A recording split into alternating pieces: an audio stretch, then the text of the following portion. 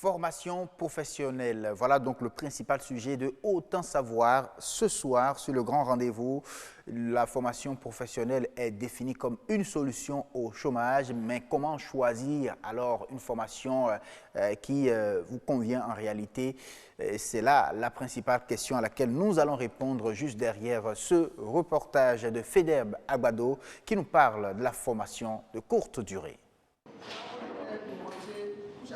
Ces jeunes préparent leur avenir. Détenteurs du BEPC, du bac ou de diplôme universitaire, ils font l'option de se faire former dans une filière professionnelle. J'ai ma licence, mais ça m'a servi à quoi? Pour le moment, rien. Mais j'espère toujours. Ceci, par exemple, je finis automatiquement, je peux ouvrir mon centre, comme je le disais, mon centre de travail, mon atelier, comme on le dit également. Après le suivi d'une formation professionnelle d'1 à 9 mois, ceci en fonction de la filière, ils vont être mieux outillés à s'adapter aux réalités du marché de l'emploi.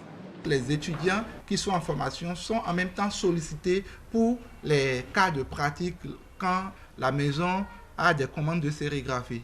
Donc, la formation est plus pratique que théorique. En 6 mois, l'apprenant peut avoir des acquis, des aptitudes à revendre sur le marché. L'apprenant peut revenir maintenant en aide à ses parents et à ses jeunes frères. Comme Grégoire Dansou, de nombreux jeunes ont réussi à se faire employer ou à entreprendre une activité professionnelle grâce aux formations de courte durée. L'anti-chômage aujourd'hui, c'est les formations de courte durée. Pas forcément ce qu'on a fait à l'université. Parallèlement à l'université, quand j'ai vu mon expérience par rapport à ce que j'ai fait, j'ai dit à ma femme, quand elle faisait la géographie, j'ai dit elle doit faire la coiffure. Les formations professionnelles de courte durée se révèlent donc être l'une des solutions les plus efficaces pour résorber le chômage au Bénin.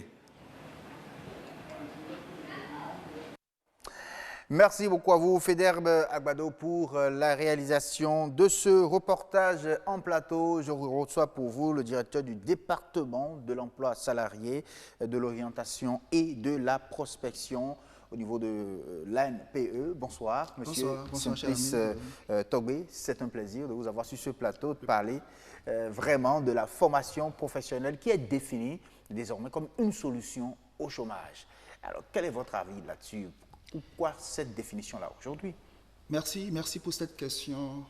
Tout de suite, je vous dis que c'est une évidence, parce que c'est la formation professionnelle qui débouche dans 99% des cas sur l'emploi. Sans formation professionnelle, c'est parfois très difficile d'accéder à un emploi pour soi-même ou pour le compte d'autrui. Donc, sans formation professionnelle, la bataille n'est pas encore gagnée. Alors, quand on parle de formation professionnelle, est-ce que ce sont des formations diplômantes ou des formations de courte durée, comme on en a parlé dans le reportage tout à l'heure? Les deux sens. Okay. Vous faites une formation professionnelle qui vous confère une compétence donnée sur une longue durée et c'est assorti d'un diplôme. Une formation de courte durée, 3 mois, 4 mois, au maximum 12 mois, et vous avez une attestation. L'essentiel, c'est une formation qui vous confère des compétences en termes de savoir, en termes de savoir-faire, et en termes de savoir-être. Donc, ça veut dire qu'une formation professionnelle, ce n'est pas qu'à l'école et ce ne sont pas aussi que réservé aux ateliers d'apprentissage. Du tout pas, du tout pas. Aujourd'hui, il faut qu'on se réfère au concept emploi. D'accord. L'emploi, c'est quoi? L'emploi, c'est toute occupation qui est légale et rémunérée, mais qu'on peut exercer pour son propre compte ou le compte d'autrui. Alors, à travers cette définition, vous comprenez que si vous voulez travailler, si vous voulez être en situation d'emploi, c'est parce que vous avez une compétence donnée, compétence à faire valoir sur le marché. Alors, ça a un lien avec la formation professionnelle. Une formation d'ordre généraliste, ce n'est pas évident. Ça veut dire que même si vous avez une formation généraliste, vous devez la compléter par une formation de courte durée qui vous confère alors ces compétences en termes de savoir-faire. Voilà. Donc, il faut peut-être une formation de longue durée, qu'elle soit aussi une formation de courte durée, elle peut être professionnelle. Alors, la différence entre la formation professionnelle et les autres types de formation, je vais parler de la formation genre, généraliste ou pour les recherches et tout le reste, mais quelle est la différence en fait? En fait, Tout est question d'objectifs professionnels. D'accord. Lorsque vous êtes un jeune, un être humain, on a un projet professionnel. C'est vous qui savez là où vous allez. C'est vous qui savez vos motivations et vos passions. Et c'est par rapport à ça que vous choisissez. Vous pouvez choisir une formation orientée sur la recherche. Mais ça veut dire que vous êtes passionné par la recherche. Et dans cette recherche, il y a forcément quelque chose de professionnel.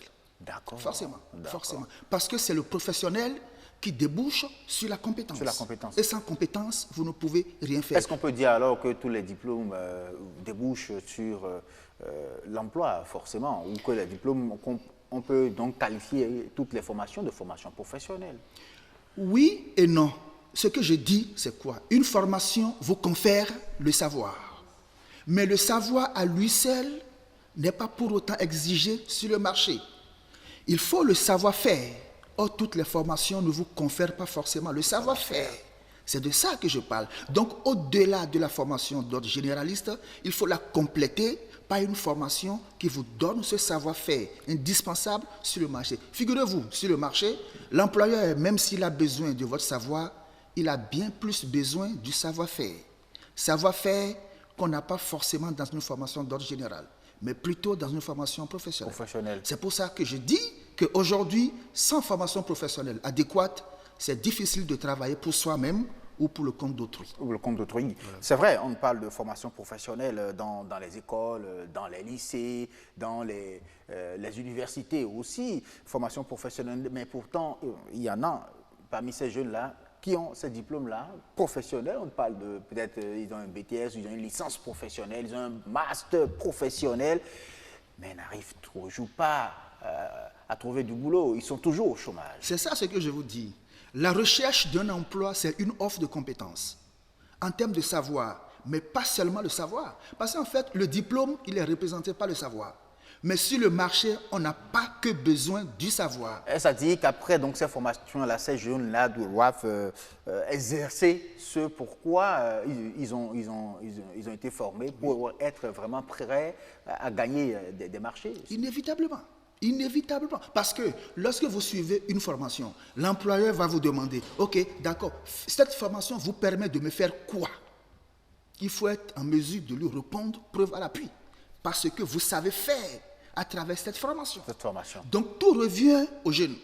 Lorsque tu finis ta formation, qui te confère le savoir. Lorsque tu as fini d'avoir ta licence, par exemple, vous irez inévitablement à la recherche du savoir-faire. Et ça, ce n'est pas le biais des stages, mais des stages conséquents. Pas stage pour stage. Stage par le biais duquel vous allez apprendre à travailler dans votre métier. Les jeunes aujourd'hui ont une orientation métier.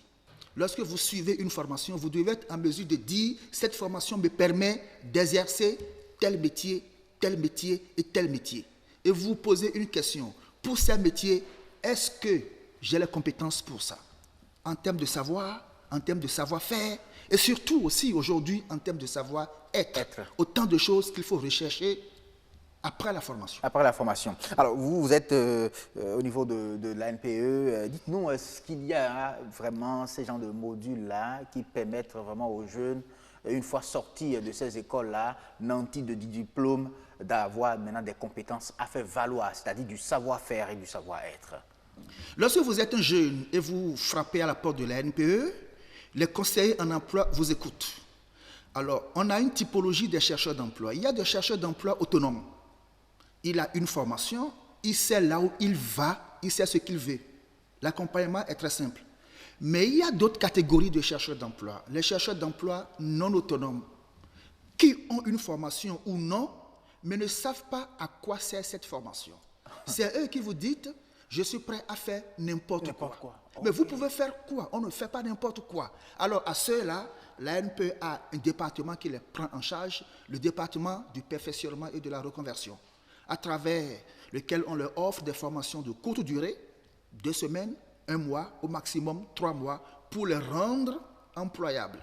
Employables, soit pour eux-mêmes, là c'est l'auto-emploi, ou employables pour le compte d'autrui, là c'est l'emploi salarié. L'essentiel, c'est de faire en sorte qu'ils aient un talent, qu'ils aient une compétence à faire valoir. À faire valoir. Et donc, on peut qualifier cette formation que l'ANPE leur permet donc d'accéder de formation professionnelle.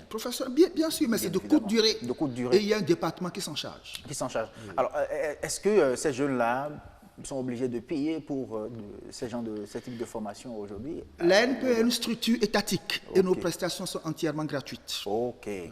Et donc, il suffit juste donc de s'inscrire. De s'inscrire. Dites-moi, est-ce que ça réussit vraiment? Est-ce que ça prend? Ces jeunes-là qui finissent cette formation professionnelle aujourd'hui, quel est le degré d'insertion sur le marché de l'emploi? C'est pour ça que je vous dis, nous, on ne fait pas ces formations, on ne donne pas ces appuis n'importe comment. D'accord. Nous partons d'un outil. Le jeune en question a-t-il un projet professionnel? A-t-il un objectif? Quelles sont ses motivations?